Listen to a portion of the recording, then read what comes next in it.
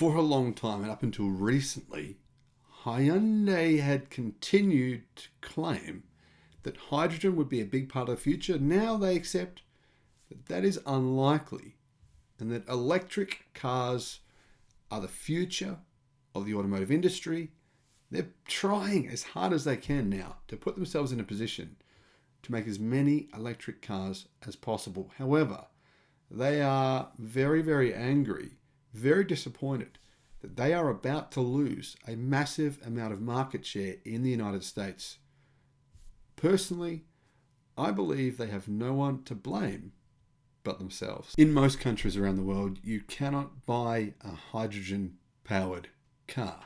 But in some countries, including the US, South Korea, and Europe, you can get either a Toyota or a Hyundai hydrogen-powered vehicle. And it seemed as though Hyundai believed for a time, at least up until recently, that eventually hydrogen-powered cars would take significant market share. Well, now they've changed their minds. Hello, my friends. Welcome to the channel. I'm the Electric Viking. Great to see you. Welcome to all the new subscribers. Welcome back, everyone else. Thank you for tuning in. Great to have you here. And I would love to see you at Fully Charged next year. Hyundai's CEO has just said something that Hyundai have never said before. Hybrids provide a transition to the future.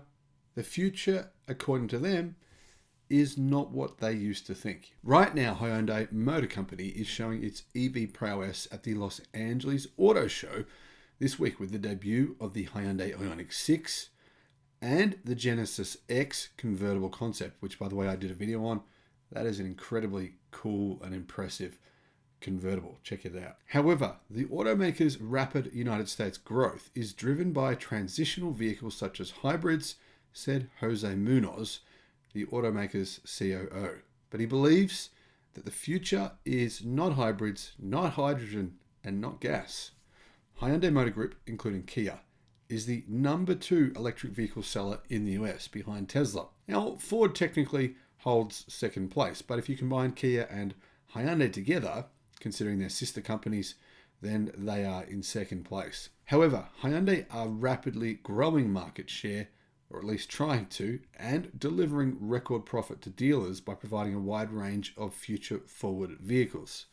We at Hyundai thought about how we navigate the transition, Munoz said, Friday at the Automotive News Congress in Los Angeles.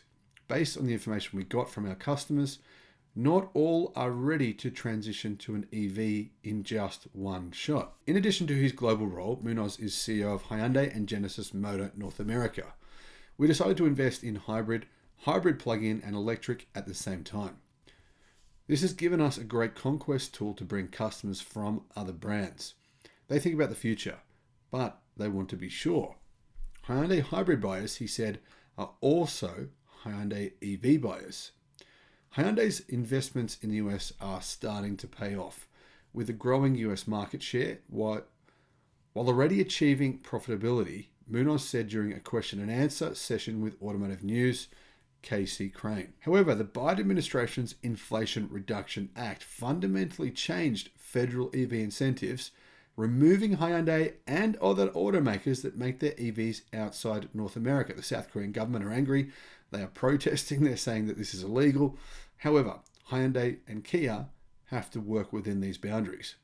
Munoz said that the law was announced in August after Hyundai Motor Group had already pledged, they say, to spend $10 billion in the US for EV projects through 2025, including a new factory in Georgia. But that does mean that in the meantime, Hyundai's electric cars, Kia's electric cars, won't qualify for the tax incentives, and therefore they could have a little bit of a struggle to sell those cars in the United States. Even though they're class leading, and by many people, including myself, considered to be a real strong competitor for Tesla cars, they're still going to have a big disadvantage, $7,500 disadvantage.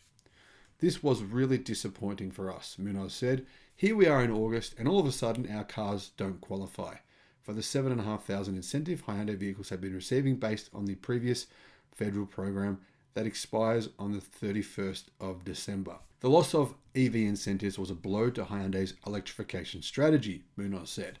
Hyundai is in discussions with the Biden administration as government agencies work out the exact rules of the new incentive program. Hyundai and Kia are hopeful that they can negotiate so that their vehicles will qualify. A solution that Hyundai favors, Munoz added, would be to implement a 3-year transition period for the phase-out of its incentives, giving the automaker time to build its US assembly plant and joint venture battery plant. Now, I personally don't agree. That's my take on this. I think what's fair is fair for everyone, and it should apply to everyone. And Tesla and General Motors have had a significant disadvantage in comparison to Hyundai and Kia. And Hyundai and Kia, interestingly, they are not mentioning that at all. They're not saying, hey, you know what? Our competition had a disadvantage. They sold more EVs than us in North America, so they no longer qualified for the EV tax incentive. We sold less EVs, so we've continued to qualify, meaning our competition has been at a disadvantage to us for more than a year. They didn't bring that up. They only bring it up now that it doesn't benefit them. I don't agree with that. I think that is being hypocritical. Can Hyundai and Kia succeed in the US? Well, yes, they can, but not until their factories are built, which is probably going to take until about 2025. So they're going to be at a huge disadvantage over the next few years, and they'll definitely lose market share when it comes to electrification and in general market as well. They're going to lose market share. That's just the simple fact of the matter. Do they make compelling electric cars? They do. The Ioniq 5, the Kia EV6, and the new Ioniq 6 are all very compelling electric cars, but they're still going to struggle with a significant disadvantage. $7,500 goes a long way. However, the key point here, Hyundai and Kia, they have changed their minds. When it comes to the future of the automotive industry, they don't appear to believe anymore that it will be powered by hydrogen. They're saying the future is electric. Electric cars are what people want, and they have to put themselves in position to give the market what it wants. Now, the good thing here is that at least they've accepted that fact. Other companies like Toyota, yeah, they are still in denial. What are your thoughts on this? Let me know in the comment section below. Thanks for watching. Bye-bye.